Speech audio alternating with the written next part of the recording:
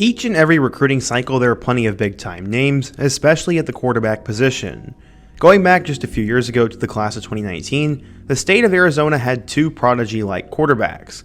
The first was Spencer Rattler from Pinnacle High School, who was a 5-star recruit and would end up going to Oklahoma and became one of the biggest names in the class. The other guy was a player by the name of Jacob Conover. He was a superstar quarterback from Chandler High School in Arizona, and he was also Mormon.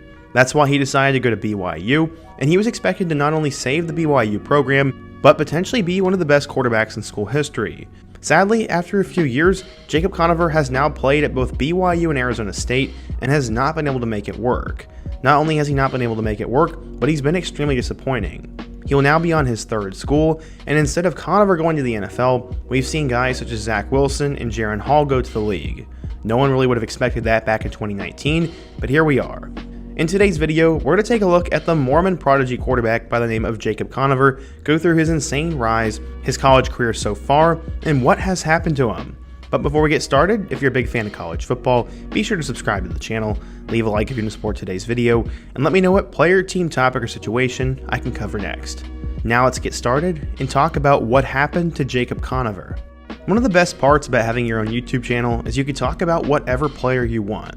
I doubt there are many other channels that'll talk about Conover, but he's a guy who I've watched over the last few years. I remember when he committed in high school, and I now remember that he has transferred multiple times. He'll actually be competing with former Iowa quarterback Spencer Petras for the starting job at Utah State, but going back in time, no one could have seen this. In fact, he was supposed to play on the West Coast. When he was growing up, the Conover family lived in the state of Oregon, and he was surrounded by both Ducks and Beavers fans. The rivalry is known as the Civil War, and he grew up in the thick of it.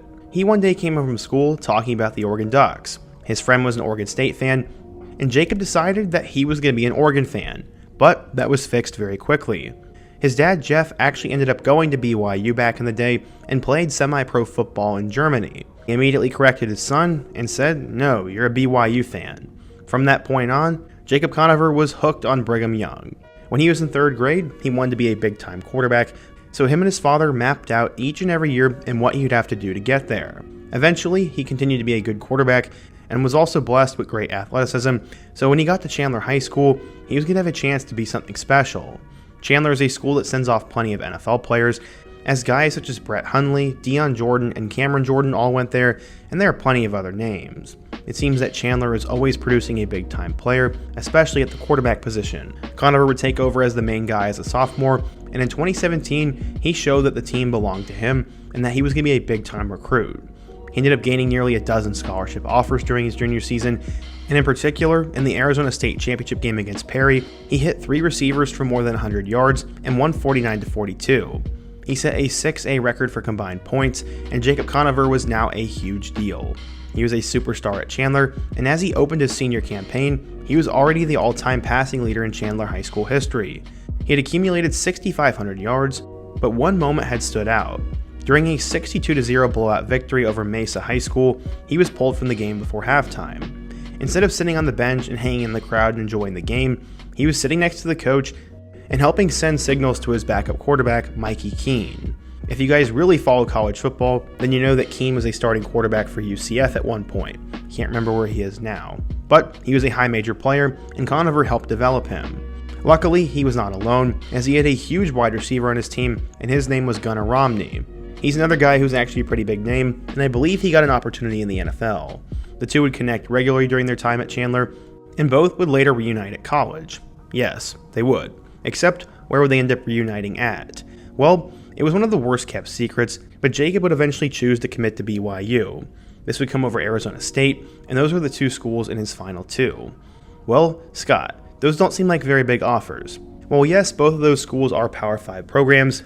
The reason why he was considered a prodigy is because he had some other big-time offers, including Alabama, Ole Miss, and South Carolina. Those are 3 premier SEC programs that wanted a kid from all the way in Arizona. I also can't leave out the fact that he's Mormon.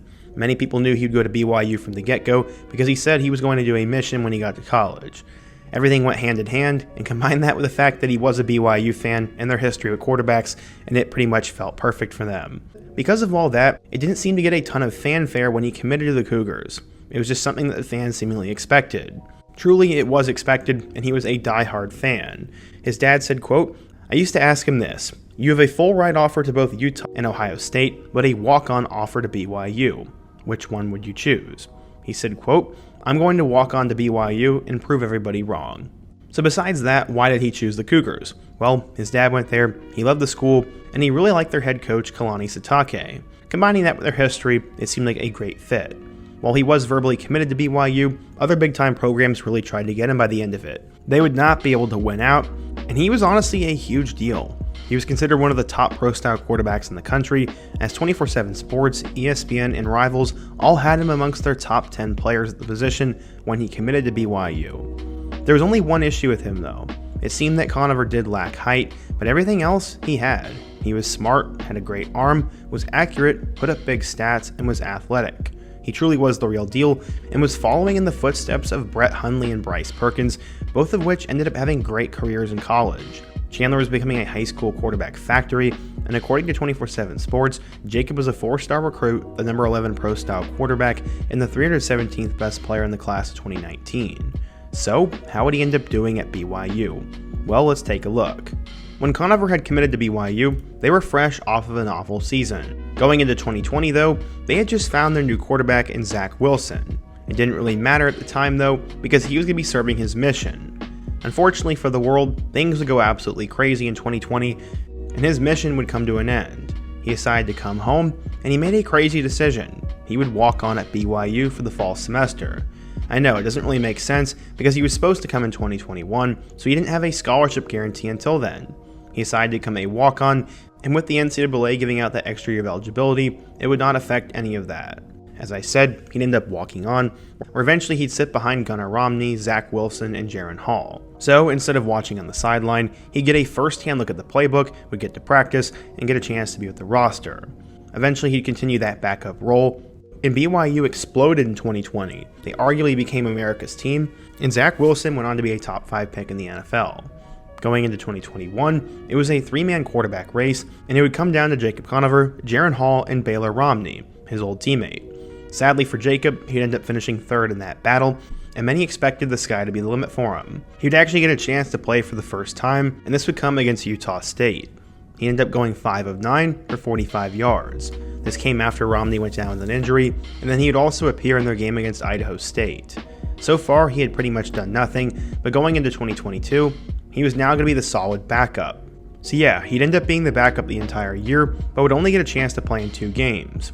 He played against both Arkansas and Stanford, having 1 rush against the Razorbacks and 1 pass attempt against Stanford. But this was pretty bad. While Jaron Hall was banged up due to injury, they decided to play him instead of going with Jacob. They thought that playing with a hurt Jaron Hall would be better than playing with a healthy Jacob Conover, and that really showed that he probably didn't have much of a future there. After the season was over, Jaron Hall would get drafted by the Minnesota Vikings, and he would decide to enter the transfer portal. Sadly, if you go back to 3rd grade, everything was going well in the progression chart. The last thing he'd have to do was be a star quarterback at BYU and start a game. It would never end up happening, and he would enter the transfer portal. After Herm Edwards was shown the door, Kenny Gillingham became one of the youngest head coaches in college football and took over Arizona State's program. He brought in Drew Pine from Notre Dame, brought back Trenton Bourguet, and also brought in big-time recruit Jaden Rashada and Jacob Conover. He had 4 decent guys to choose from for different reasons, but sadly, he would end up falling to number 4 on the depth chart there. Rashada would end up getting hurt pretty early on in the season, and Conover wouldn't get his chance until the next 2 guys went down. He would end up appearing in 2 total games in 2023, going 6 of 16 for 2 interceptions against Fresno State, and then 5 of 22 for 41 yards and a pick against Utah. Both of these performances were very sad, and he really struggled. While Jaden Rashada ended up entering the transfer portal as well, Conover saw the writing on the wall and also decided to enter the portal. This would come just a couple of weeks ago, and on the final day of April, he announced he had received an offer to play for Utah State. That's why it was no surprise that today, Tuesday, May 14th, Conover decided to commit to the Aggies and will make his final stop for the next 2 years. He'll come into a quarterback room that will already include former Iowa cast-off Spencer Petras and former Utah quarterback Bryson Barnes. It seems that this always happens to him as he walks into a quarterback room that'll have a competition, and in my eyes, he probably doesn't end up winning the job here.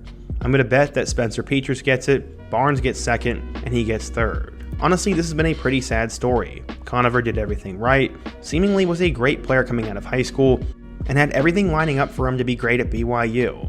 It just never ended up working out, and in the small sample size of opportunity he's gotten, he has not been able to perform. To my knowledge, he hasn't struggled with injuries, but honestly, maybe going on that mission trip changed things. As I was researching the video, I found that a lot of players end up losing their physical shape when they go on mission, and to me that's one of two possible reasons here. It's either that, or that scouts just completely misevaluated him. Maybe he never was a Power 5 quarterback. That question I can't answer, but I will say, I'm going to be rooting for the guy this year, and I hope he takes over at Utah State and gets a chance to ball out and live up to his potential. I've followed him for quite some time, and if you see this video, I hope you enjoyed it. But what do you guys think? If you're a BYU or Arizona State fan, what do you think went wrong for Jacob Conover? Why did he not pan out, and what has happened? Also be sure to give me another quarterback recruit I can take a look at next, and any other topic you'd like me to cover. Before you go, don't forget to leave a like, subscribe if you're new, and check out all my other videos on the end screen, including my video about what happened to Keaton Slovis. Hope to see you guys again soon, but until next time, peace.